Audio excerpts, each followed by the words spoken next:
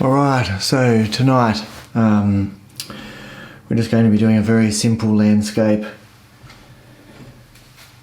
I'm just going to be doing a reverse graduated wash with a very light mix of cadmium yellow, and then flipping it around and then doing a graduated wash of cerulean blue, and then bringing in probably some clouds over the top of that, and then some silhouettes of the trees, and maybe some power lines. It's a painting that I've done a while ago, but on a much larger format. But we're just going to keep it nice and small tonight, like on a very nice postcard size watercolour. So I'll just get started. Sorry about the break.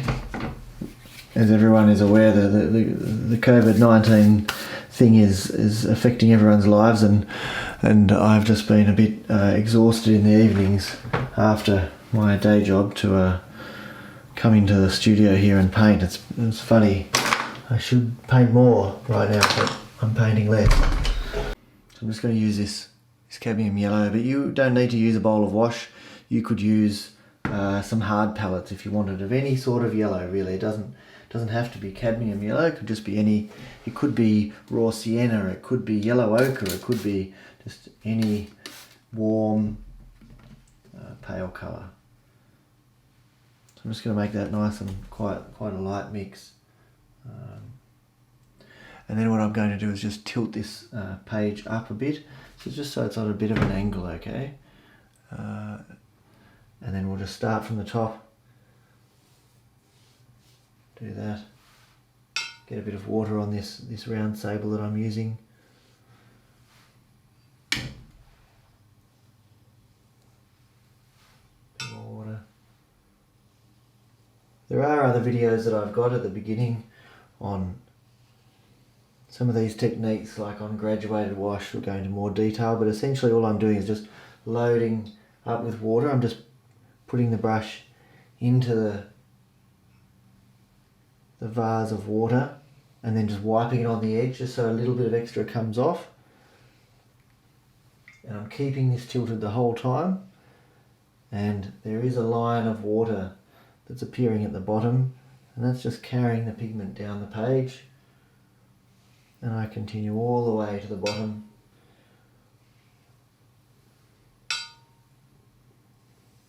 There we go. And then I flick the brush out, if you're able to do that where you're working. If not, just dab it dry on a bit of paper towel.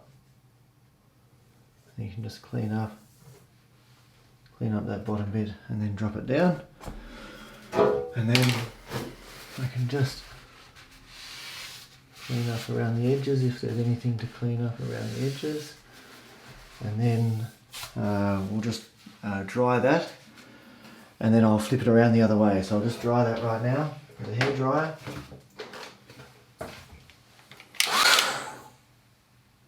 So once you think it's dry, a good thing to do, if your hands are clean enough, and they should be clean, so if you don't have clean hands, you should always wash them before you paint in watercolour.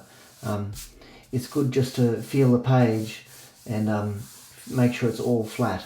And if it's all flat and you can touch it, then it's dry. If you feel any undulations in that surface and it's not completely flat, then you know you need to keep drying. But that's nice and dry now. So what I'll do now is I'll just flip it around. So I'll just turn this around this way. There we go. And we're just going to do another graduated wash with cerulean blue. So I'm doing this with a size 12 pure Kolinsky round sable, but you could do it with, I've got some other ones here that are synthetic, and they work okay. So I've got this one that's cost about $30. It's a synthetic round sable, but it gets its tip from them cutting some hairs, and also it's just a bit lifeless, like it just lacks an ability to spring back when it's got water in it. These brushes, they just I won't demonstrate tonight, but they just behave very differently. And even though this one's a bigger brush, this one can actually hold more water and do a better job. So yes, it's a beautiful brush. I have these other ones here. This is another synthetic round, but really nothing compares. If you're just going to get one brush for watercolour, I would say get this. And if you're going to paint a little bit larger, then get a 2-inch hake brush. And maybe one very small round sable.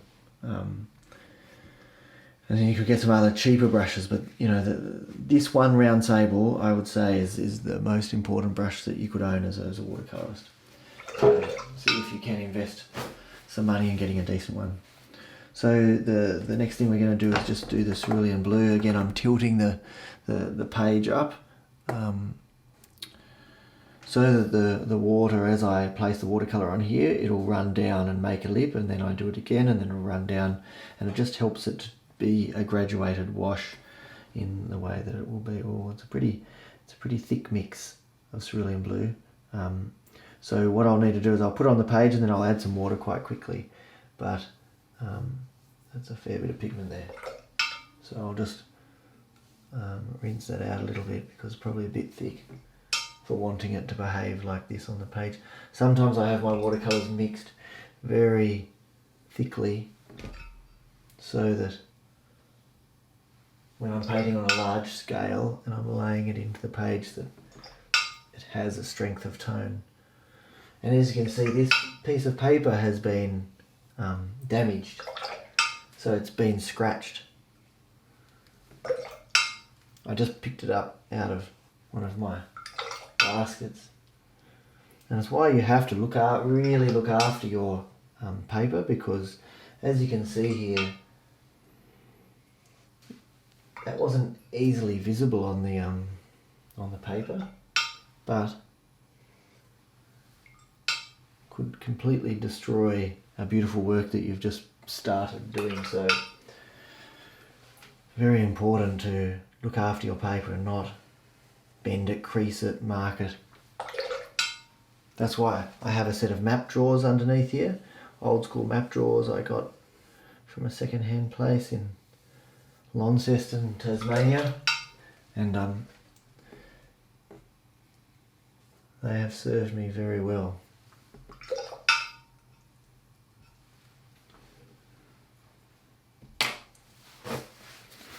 So I'm just going to clean up along the top here.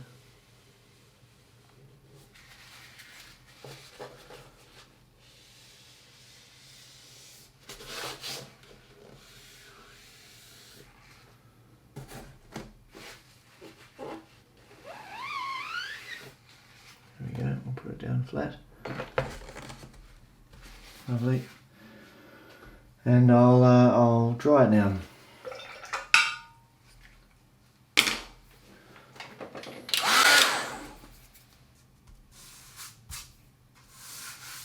Just making sure it's flat and all dry, which it is.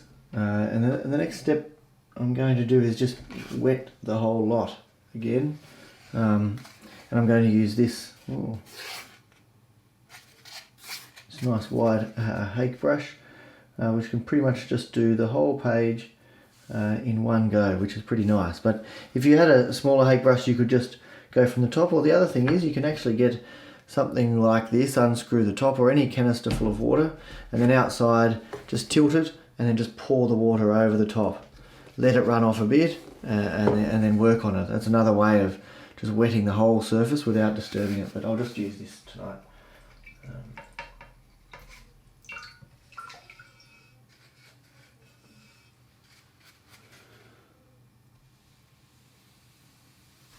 Beautiful.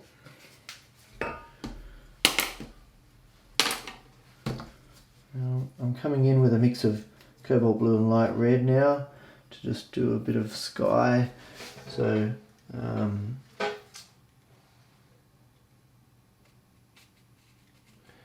just those clouds that you just see in the morning.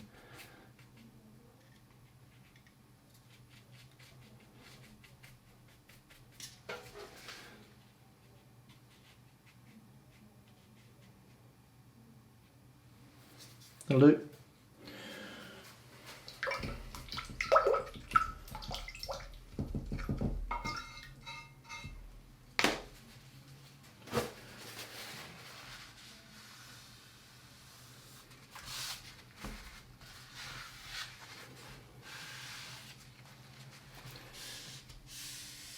I really do need to invest in a new hake brush. My poor hake brush, it's been with me for a very long time. It's losing hairs constantly at the moment, and I'm a bit sad to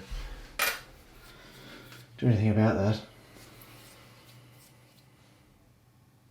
It's alright, I'm just going to dry that now. So the next thing we're going to do is just do a bit of silhouetting. So this is a painting that I have painted in the past on a very large scale.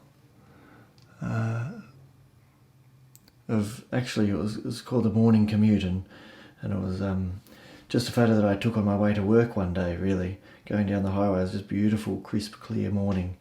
And so we're painting something similar to that, but that was on a huge scale. But we're going to just be doing something along those lines. And so the next thing is to just make some impressions of trees. This is a silhouette, so we'll get some pretty strong pigment here if we can. And obviously if you have some sort of photo to refer to, then you can do that. Otherwise it doesn't really matter. Like, you're just making some marks for some trees. So that's all I'm going to do here. And sometimes what's good to do if you're using a round sable, for instance, is to sort of scuff it up a bit, or you might want to use a like a fan brush like that, or if you haven't got one that's totally stuffed, then something like that. You could use a fan brush, but you could use all of those. So I'll just start with a round sable, scuffed up a bit, and then we might just start making some marks. And if you were referring to some sort of photo, then you could start to just look at all of the different shapes that those trees were making. If you were referring to a photograph, and obviously some of them might be best suited to using a different brush, and some of them not. And obviously here in Australia, a lot of the trees that we have make different shapes than trees in other parts of the world. So it just depends. There's no reason why you can't just then grab another brush and then start using that. But you've just got to make sure that if you're trying to do a silhouette, that you load it up enough, because if you don't load it up enough, you won't quite get nice firm marks, which is, if you were taking a photo of that, that's what you would be getting. So and that's one advantage of the sable, is that because it holds a lot of paint, you can make some very nice strong marks.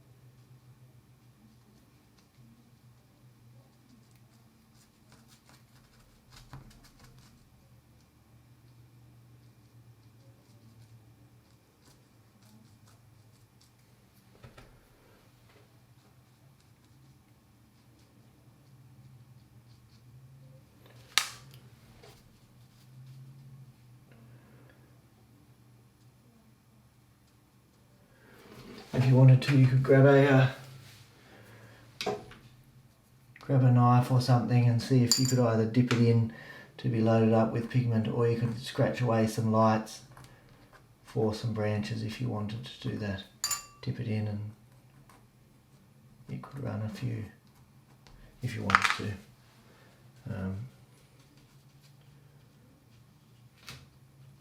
Because you just go on what you've got some reference for, but again, it doesn't matter exactly. And then what I might do, just because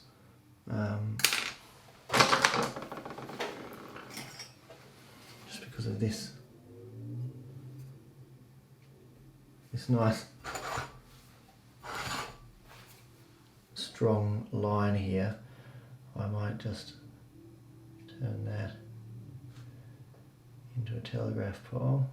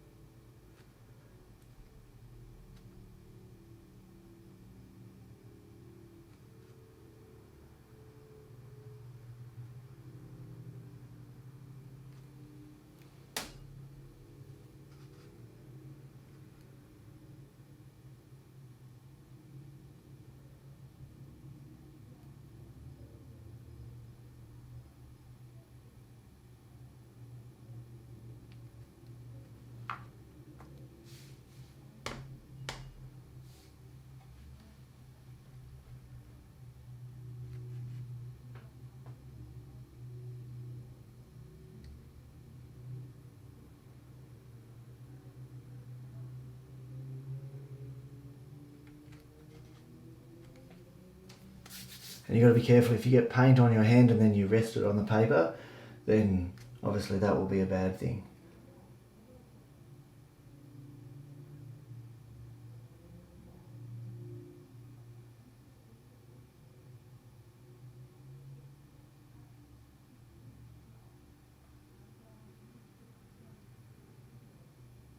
And obviously there's lots of people out there who could do a much better job. Detail. Not a massive fan of heaps and heaps of detail. I'm more of a fan of just the feeling of a place.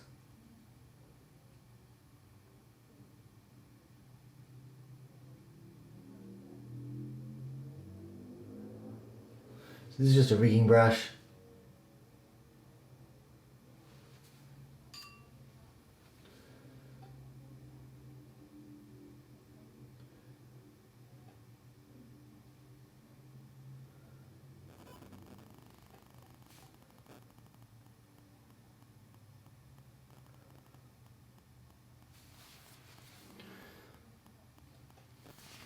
Nice.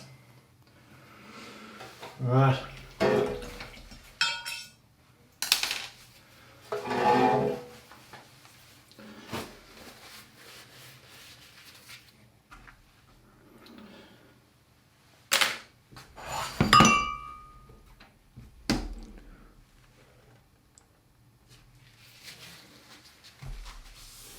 But you could do anything in that silhouette. It doesn't have to be trees, telegraph wires and light poles or anything like that. It could just be absolutely anything. It could be buildings, could be just mountains.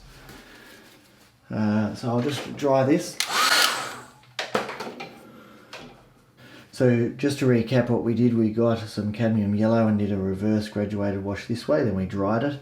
Then we got cerulean blue graduated wash and went this way and dried it.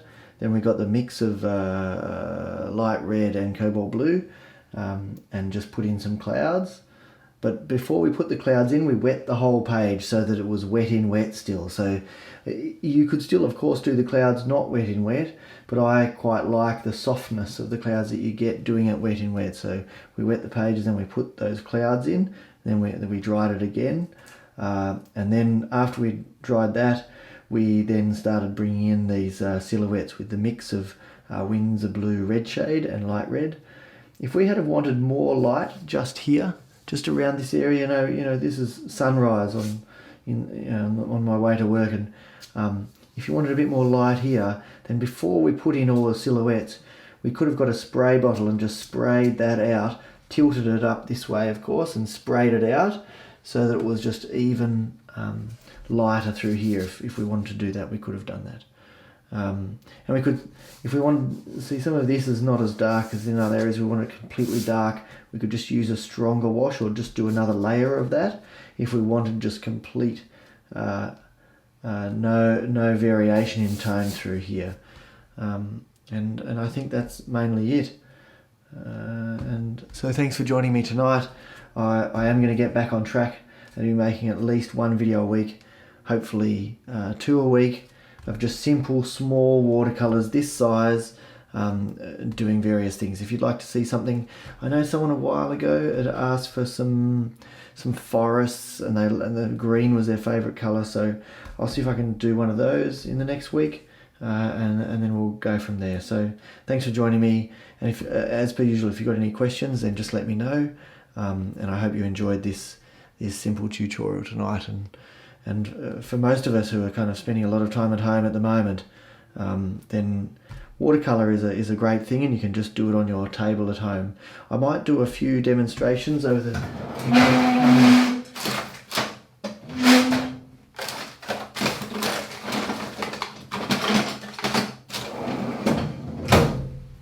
I might do a demonstration over the coming weeks of just hard pans.